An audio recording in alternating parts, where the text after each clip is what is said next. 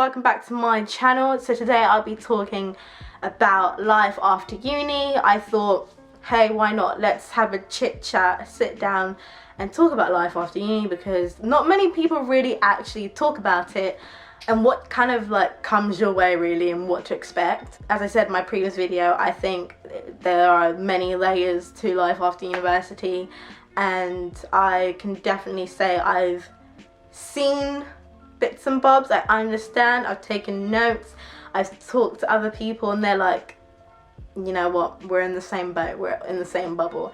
And yeah, just realised that no one really talks about it, so I thought, let's, you know, talk to you guys and see what you think. I've asked on Instagram as well to let me know if you had any questions about life after university, so I will be answering some of them at the end of the video. I thought I would talk a bit about my journey, my experience, and maybe some things that I found that are really like, you need to know about this, and like these are the important write down notes. So yeah, let's get into it. Okay, so I wrote some notes on my phone, just because I wanted to make sure that I spoke about everything and I didn't forget anything. So the first thing I wanted to talk about was getting a job. Now, getting a job is hard. The whole process is draining. It's an exercise in itself. It's a job in itself. Like opening LinkedIn, Indeed, job board, and just and depending on your department, if your department or your course has a specific a specific job board for it, for example, for me, media, journalism, marketing, there's a job board called Media Beans, which is super helpful. They have like several job positions that like they have update every day, so I always go on there specifically just to find anything specific to my needs, other than also like going on LinkedIn and all these other job boards. So yes, applying, finding something that you like, or something that's in your field and you can do it, and just doing that CV, the cover letter. So at the start, for me, I wrote, you know, a good couple cover letters, had some CVs, you know, switched up a bit here and there, answered these applications questions. But after a while, and I don't know if you guys feel the same way as I do, but when you're applying to a job and they're saying attach CV and you're like, okay, cool, and you fill in these details, and then you do the next page and they say, and cover letter. I'm just like, whoo, boy, if I need to give you another cover letter and explain more reasons why I'm the perfect candidate for your job. Yeah, okay, I'm getting heated already.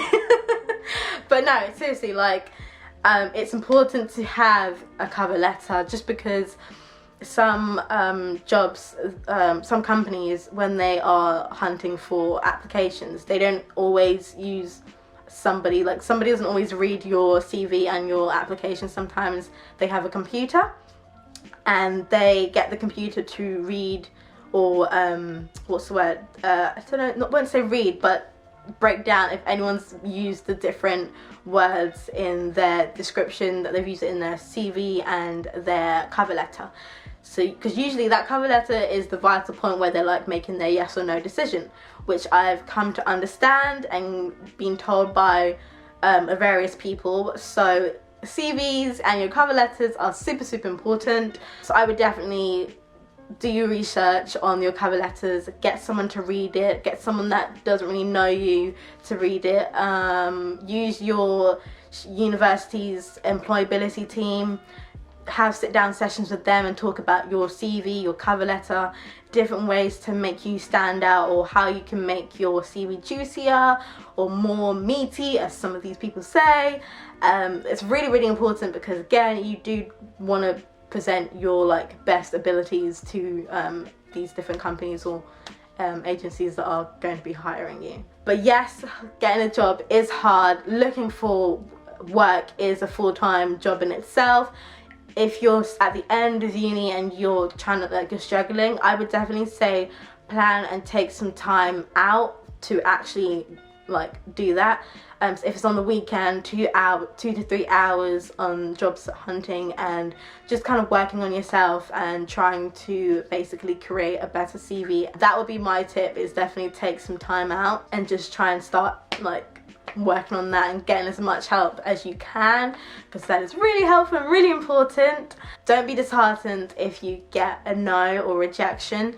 It is hard. I have received like a lot of rejections, and it does get to you, but you just need to keep pushing on and like saying take me, pick me, and just pushing yourself really. The next thing I realized is really helpful after uni is networking. Go to network events, literally Google any kind of networking events that's happening around your area, anything that's in your field, and get connecting, because you need contacts. It's another way to introduce yourself to your field, to meet new people that are currently doing what you're doing, and just kind of creating a bubble for yourself. It does help with the contacts. It does help you to kind of ask questions to whoever you want to ask, or if it helps you kind of to understand more what you're looking for in a job, what you really like and what you don't like. It's a way to just kind of taste the waters. I would definitely say taste the waters. I've gone to a few networking events, and I've gone to a few where I didn't really I wasn't expecting to meet anyone, and those were kind of the best ones where you weren't really expecting anything, because you end up like leaving that event and you've met so many different people, and you've kind of in a way met different contacts. So like for me, I remember I went to the NBA crossover event in London, and it was just because I'm a fan of basketball and I just wanted to see, you know, the vibe and like what actually happens in these events. And I met a few journalists and music journalists, some presenters. I met a few journalists and music journalists. I just met like different people, and there was like a panel, so I met these different presenters, hosts, journalists, and I just spoke to them afterwards and kind of just asked them advice and tips, and just kind of like how they got into their roles. Yeah, through that I found that to be really helpful. So I was then kept on looking for different events and networking events, just to talk to people that are in my field and just get more tips and advice and kind of learn different people's paths into like how they got into their role. Yeah, it just helps you, and it makes you think like what you kind of want to do. Is this person's path kind of similar to the route you want to take? What can you learn from them? What can you learn from this person? How can you do this better? And like if you have to go to an event by yourself, like go by yourself, because you will meet different people there. If you're shy and you don't really like to kind of talk or be outspoken, it's still good to go and just kind of get a feel for these kind of events, or bring a friend, or go to like an event with your friends and just mingle and learn. And yeah, I just find that networking events are super duper helpful, and just it's kind of another way to get in contact with people without kind of emailing or scanning LinkedIn and stuff. It's just like a face-to-face interaction, and I thought that was really, really helpful. So yes, check out events around you, because you never know who you might meet or what you might learn. So there's this thing called graduate blues, and you definitely will feel them after uni. You know, you're talking to your friends, you're living through those moments that like, you know, you'll be saying, oh, at this time we'll be doing so and so, or Snapchat will remind you of some memories from last year or 2 years ago, and you're just like, where's the time gone? I'm old and I'm just yeah. So you're definitely gonna feel graduate blues and just reminiscing on different memories, and that's fine, because you know, memories are the best. And it's like, I just feel like enjoy yourself in uni. Yes, final year, you're pushing yourself, you're working hard. This is the final step to like, you know, achieving your grade. And you know, I definitely say like work on that, but then also makes like your last memories, like have fun, make the last of it, because you really, once you're out, it's the adult world, baby. So I would definitely say like enjoy the last like moments you have in uni.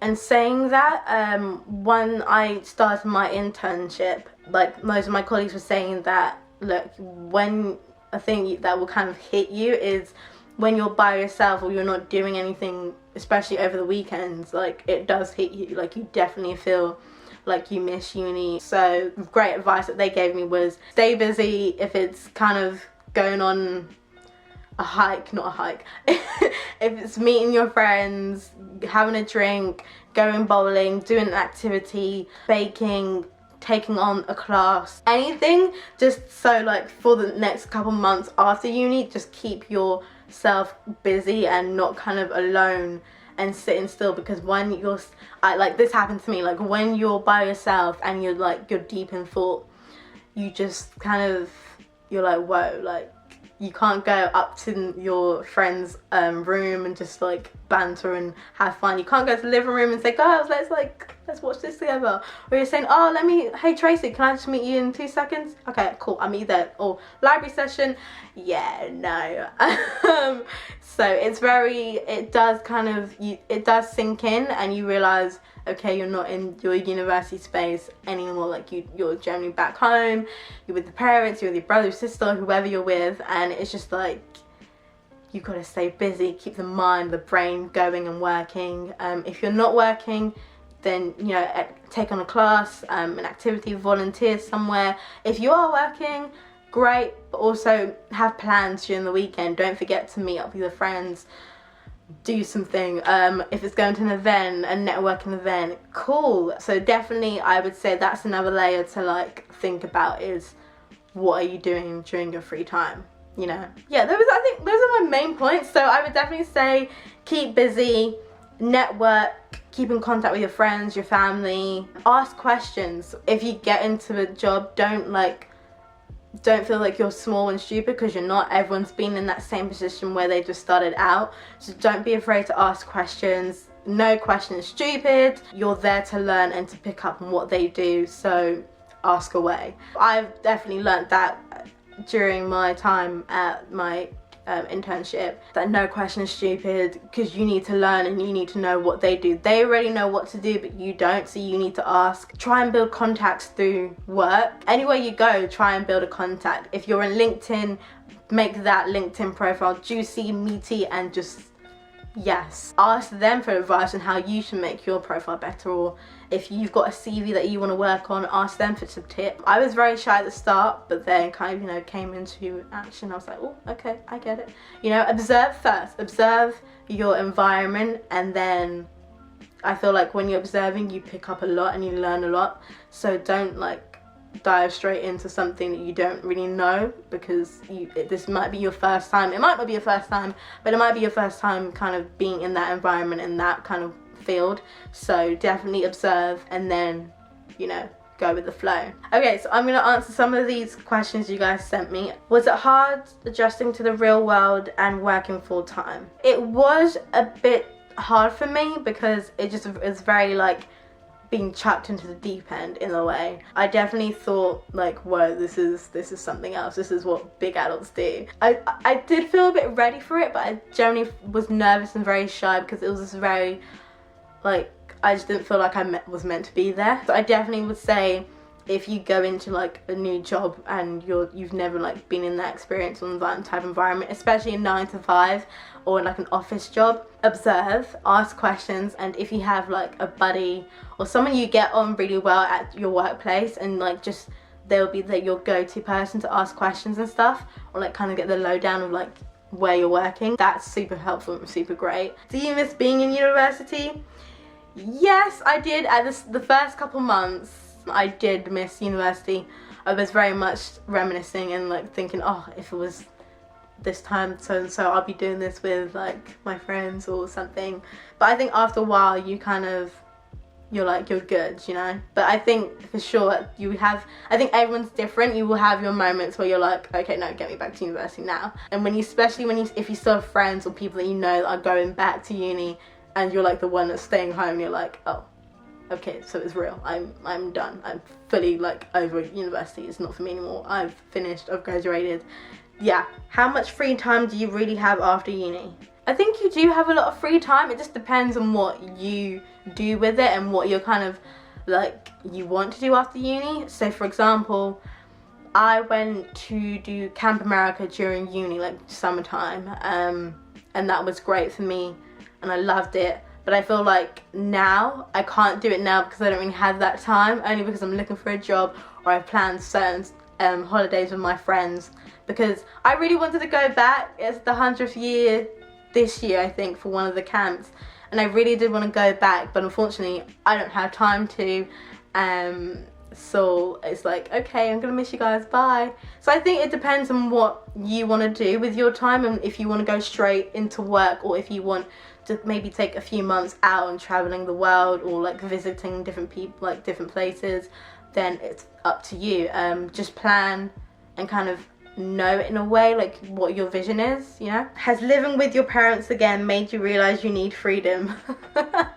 I think, yeah, in a way. Sometimes you're just like, you hear your name being called several times, or you need to do this and that, don't forget to do the chores, don't forget to do this, or it's coming from a place of love, and you know, your parents, they ask you like, oh, have you applied to anything, have you seen any jobs that you want, and they're on you to, you know, get those job applications out.